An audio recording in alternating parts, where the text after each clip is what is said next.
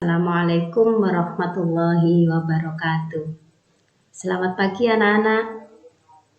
Bagaimana kabar kalian hari ini? Semoga kalian semua dalam keadaan sehat walafiat. Begitu juga semua anggota keluarga kalian di rumah.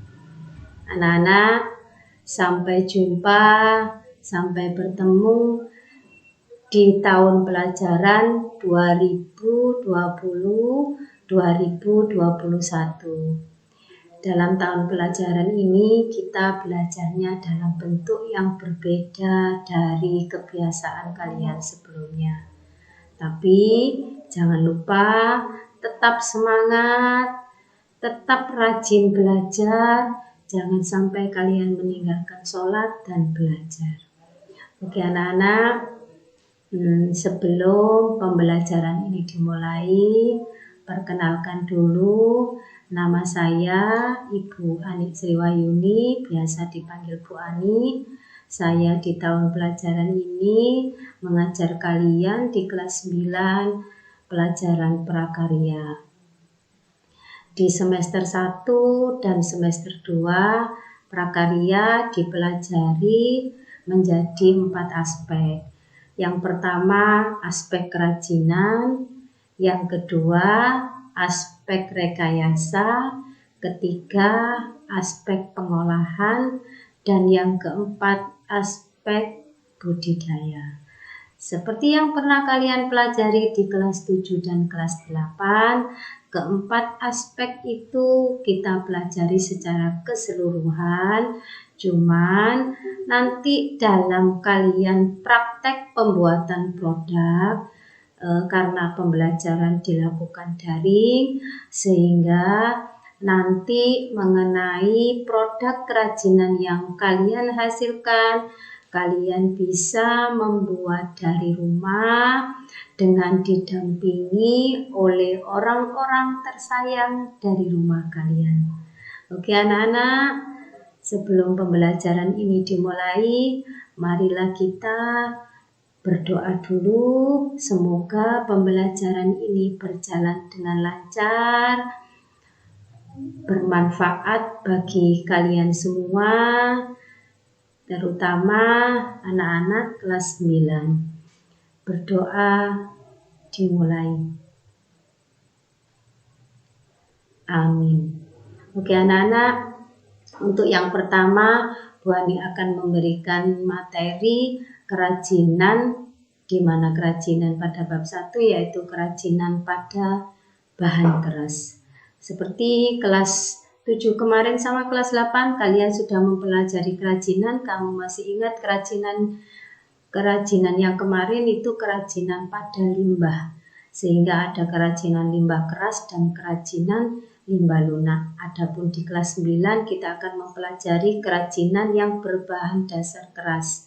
Kerajinan berbahan dasar keras itu apa? Kerajinan berbahan dasar keras yaitu kerajinan yang dalam tahap pembuatannya menggunakan bahan yang bersifat keras. Apa saja bahan yang bersifat keras itu? Di sekeliling rumah kalian, lingkungan sekitar kalian pasti pernah menemukan bahan-bahan kerajinan yang berbahan dasar keras. Kerajinan yang berbahan dasar keras dibagi menjadi 2 jenis-jenisnya. Yang pertama, kerajinan bahan keras alami. Apa itu kerajinan bahan keras alami?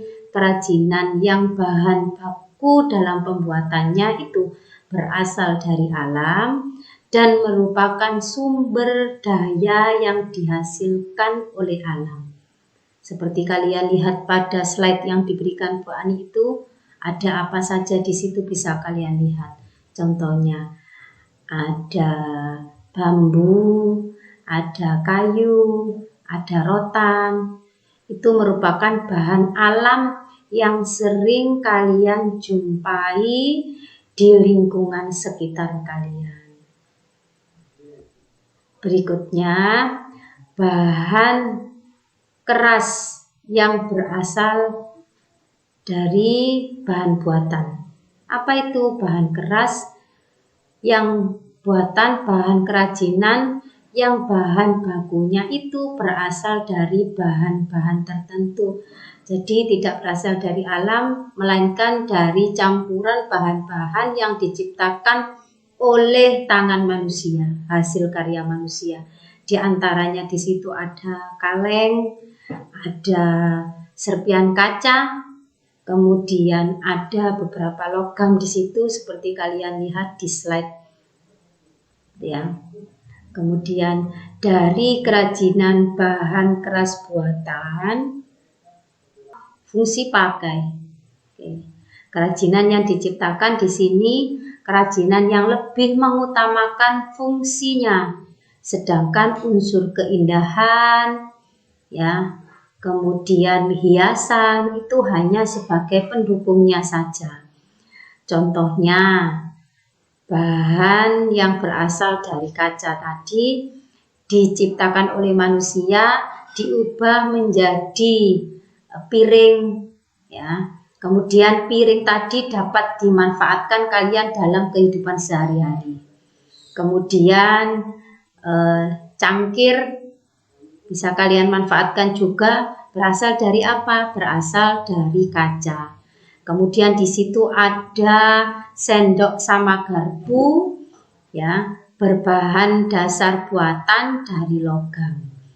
Ya, bisa saja gelas, kemudian piring, kemudian sendok dan garpu berasal dari alam, misal berasal dari kayu ataupun rotan yang biasa kalian temui di daerah kalian. Ada juga piring dan ya gelas berasal dari rotan. Kemudian yang kedua, yang pertama tadi berfungsi sebagai fungsi pakai, yang kedua berfungsi sebagai fungsi hias. Kerajinan yang dibuat di sini dengan tujuan memang diciptakan sebagai hiasan atau pajangan. Sering sekali ini kalian jumpai di rumah kalian. Kamu lihat di situ ya, miniatur becak atau miniatur kendaraan bermotor. Sering sekali Bu Ani menjumpai di meja tamu, di bufet, di ruang tamu anak-anak ya, di rumah sering sekali ada hiasan seperti ini. Ada hiasan dinding yang terbuat dari kayu, kemudian ukir-ukiran, ya, kemudian miniatur kendaraan bermotor, tidak hanya becak, miniatur becak. Produk kerajinan ini lebih menonjolkan aspek keindahan daripada aspek kegunaannya. Itu bedanya fungsi hias dengan fungsi pakai.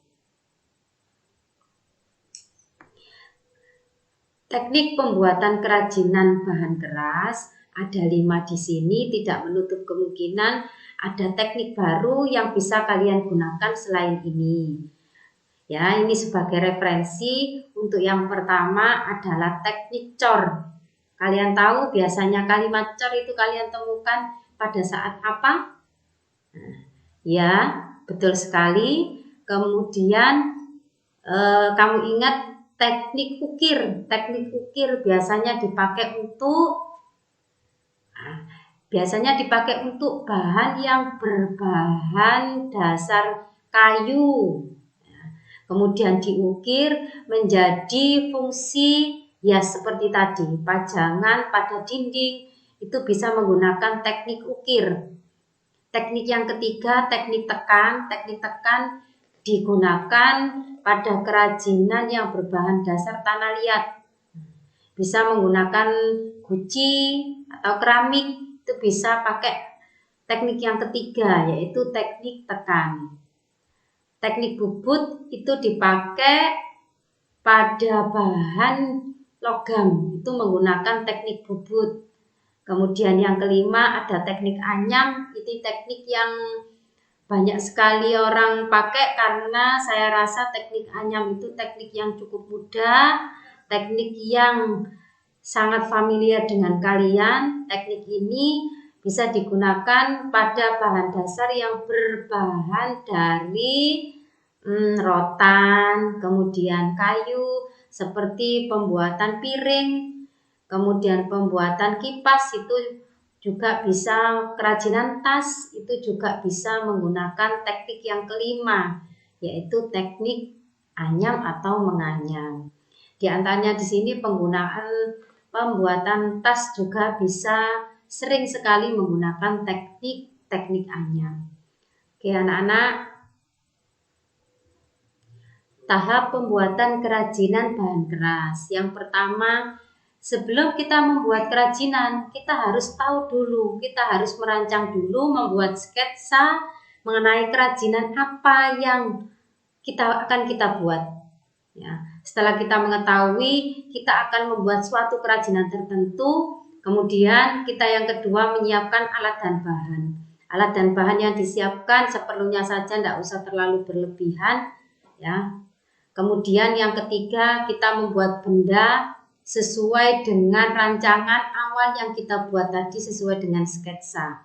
Kemudian pada tahap keempat, tahap finishing, tahap penghalusan supaya hasil kerajinan yang kita buat layak untuk dipasarkan, layak untuk dijual, maka tahap finishing itu sangat diperlukan. Karena untuk mempercantik juga pada tahap finishing.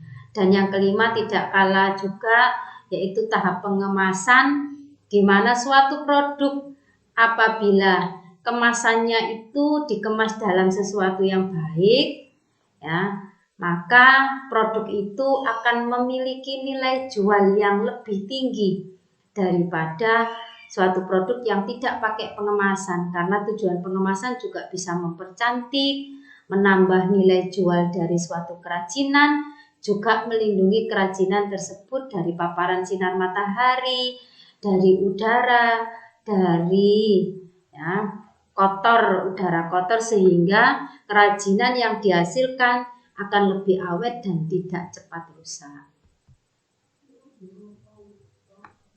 Anak-anak, inilah yang bisa disampaikan materi Bu Ani mengenai kerajinan yang berbahan keras. Untuk selanjutnya anak-anak, kalian belajar dari rumah, ya, kalian buka lagi slide yang diberikan Bu Ani tadi. Sambil buka slide tadi, kamu kerjakan tugas yang pertama. Tugas ini kamu tulis, ya, di buku tulis kalian bersama slide yang diberikan Bu Ani tadi. Kamu tulis di buku catatan kalian. Tugas yang pertama kalian kerjakan mengenai observasi bahan keras di lingkungan sekitar kalian. Adapun bahan keras di situ tadi, jenis bahan keras ada 2. Jenis bahan keras apa tadi? Iya, betul. Jenis bahan keras yang pertama, pada kolom pertama kamu isi jenis bahan keras alami, dan yang kedua jenis bahan keras buatan. Asal daerah mana kamu temukan bahan kerajinan tersebut, kemudian bentuknya bagaimana, warna kerajinan yang kamu temukan itu warna apa, dan teksturnya bagaimana. Kemudian ragam hias itu berfungsi sebagai fungsi pakai atau berfungsi sebagai fungsi hias. Ciri-ciri yang tampak dari kerajinan tadi. Oke anak-anak, pada kolom 2 ini, masing-masing kolom kamu isi banyaknya kerajinan, masing-masing 5 kerajinan, sebutkan 5, berarti nanti ada 10 kerajinan yang bisa kalian sebutkan yang ada di lingkungan sekitar kalian. Oke, untuk melengkapi tabel ini, kalian bisa bersama-sama belajar dengan orang-orang tersayang di keluarga kalian. Bisa kalian tanya sama saudara kalian, kakak kalian, orang tua kalian. Semoga kalian bisa mengerjakan dengan nilai yang maksimal. Kemudian dari pengamatan observasi kerajinan bahan keras tadi, tentunya kalian bisa mengemukakan tentang hasil pengamatan bahan keras pada produk kerajinan tersebut di kolom yang bawah ini. Oke anak-anak, ya, Sekian materi yang diberikan Bu Ani pada hari ini. Jangan lupa mengerjakan tugas. Semoga pembelajaran hari ini bermanfaat bagi kita semua. Sebelum pembelajaran ini dimulai, marilah kita tutup dengan berdoa. Doa mulai. Selesai. Cukup sekian, saya akhiri. Assalamualaikum warahmatullahi wabarakatuh.